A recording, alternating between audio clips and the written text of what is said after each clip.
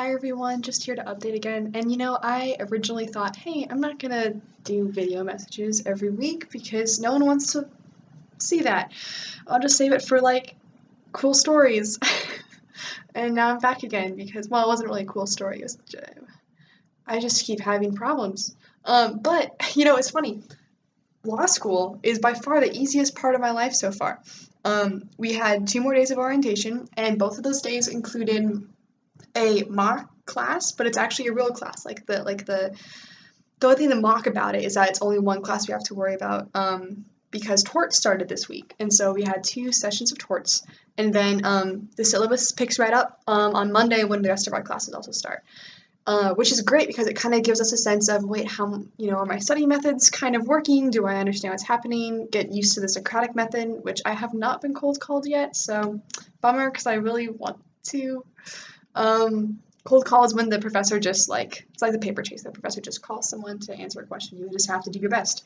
So what I've learned from that so far is basically that my study methods so far are working pretty well. And by that, I primarily mean reading the entire Torts in a Nutshell book prior to starting law school.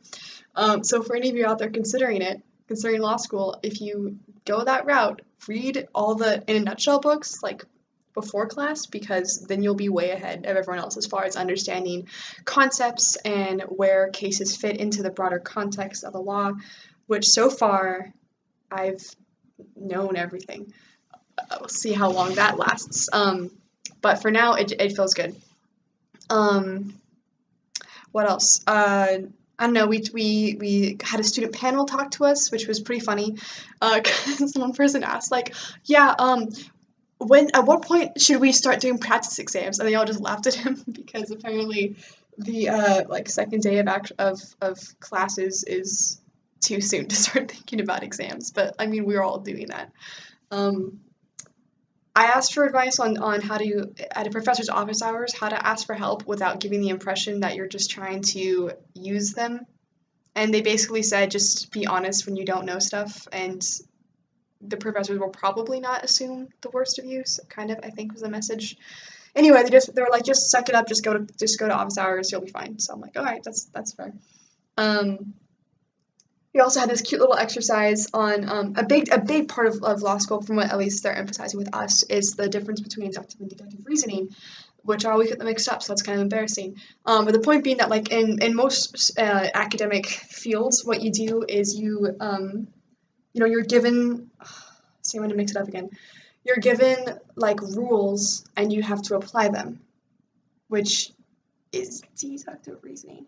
And then and as law school students, what we do is we start with a bunch of random facts, pull out the rule for, the inductive reasoning, and then in the exams, we apply that. So, classes are inductive, exams are deductive, and so we get the whole circle of reasoning. And so there was, this cute little exercise we did to try to figure out how well we knew that stuff. And again, I think, this is just fun for me. I'm really enjoying it. I'm enjoying the people that I'm talking to, for the most part. So that's all great. Not so great is not everything else, but a lot of other things are just really, really stressful. The most stressful thing was that I was on the freeway coming home today, and my tire blew out. And I'm driving along, and I didn't have any music going because my music thing also is freaked out and isn't working. So, which is probably a good thing, praise God now, because otherwise it would have taken longer for me to realize what was going on, because I kind of hear some abnormal sounds from the front right side of my car. But in fairness to me, the highways here, you hit a patch and it just sounds different. And you hit another patch of road and it sounds different again. And so I'm like, this is not a sound that I'm used to, but maybe I haven't been in this lane on this patch before, and that's why it's making this sound. But I was paying attention, and I turned my AC down a little bit just so I could hear better. And then sure enough, the car starts kind of veering to the right. I'm like, oh crap, this is not good. I'm in the middle lane.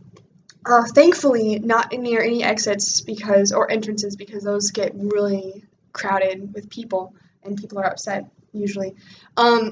So the guy behind me, I think, saw what happened, And so he kind of slowed down and gave me some space. And so I was able to pull over to the shoulder and get out, and sure enough, the tire is just, it's shredded. Ugh. So, so yeah, and he got out too, the guy behind me. And so I'm like awkwardly talking to him and calling AAA, and I'm like, "You're a strange man by yourself. I hope you don't try to kill me." And he was great. He gave me a water bottle that had ice in it, which was great because my water bottle was like half full and not icy. And offered to stay with me, offered to let me get in his car with the AC running. And I'm like, I'm not gonna do that, but thank you. And so eventually, when I told him that, I called AAA and they were on their way. Then he took off to go to his work. But like gave me his number. I was like, call me if something goes wrong or if you change your mind about a ride or anything like that. So I like got in the car because I wasn't sure how long AAA was going to be, and I didn't want to just advertise that I'm this like single girl out on the side of the road. Okay, backtrack. I'm in Henderson, which is like a pretty safe city now. So I wasn't too worried. I guess I've been in worse places in Vegas where this would be horrible, but I still was like, I don't want to advertise. So I get back in the car, and my phone battery is on 15% because I somehow forgot to charge it last night. I'm like, oh my gosh. So they're texting me updates about how long it's going to be before they're going to get the tow truck's going to get here. Or anyone, not tow truck, whatever. And they're like, yeah, it's 20 minutes out. And I'm like, I can't sit in this car for 20 minutes. And I'm hoping my phone will last 20 minutes if I don't do anything and don't touch it. But I'm like, do I get out of the car and sit on the shoulder and just try to find some shade and hope no one comes and kills me? Or do I call that strange person who gave me a water bottle and ask him to come help and hope he doesn't kill me?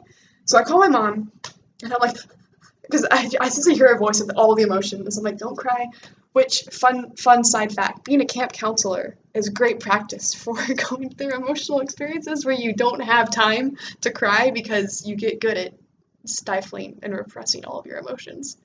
So I call her, and she's like, yeah, get out of the car and just wait. Like, AAA will be there in 20 minutes. You're fine. Yes. She suggested that I could maybe call this one, like, I know, like, one other person here who's, like, kind of solid. So that was, yeah, she's like, you could call that person, but I didn't want to make them drive all the way out here just for AAA to show up. So I figured I'd just wait and see how that goes. So I get out, and someone else pulls up. This other person gets out of the car. And I'm like, oh, it's another strange man here to kill me. Not true. It was fine. He got the spare out of the trunk, which when I called AAA, I didn't realize we had a spare tire because I don't usually drive this car. And we got a jack in there, so he like actually switches the tire out, but the tire's like flat because it's it's a spare. It's been in my car for forever, but it's fine because I figure AAA will show up and they can pull him back up. And he's like, "Do you want me to stay with you?" And I'm like, "I don't want to inconvenience you, and also I don't want you to kill me." He's like, "Do you want to get in my car with the AC?" I'm like, "No, please stop asking me to get in your car, strange man. I'm not gonna do it." But he comes over and he sits against the wall where there's a little bit of shade with me and just kind of talks. So totally safe, not a creeper.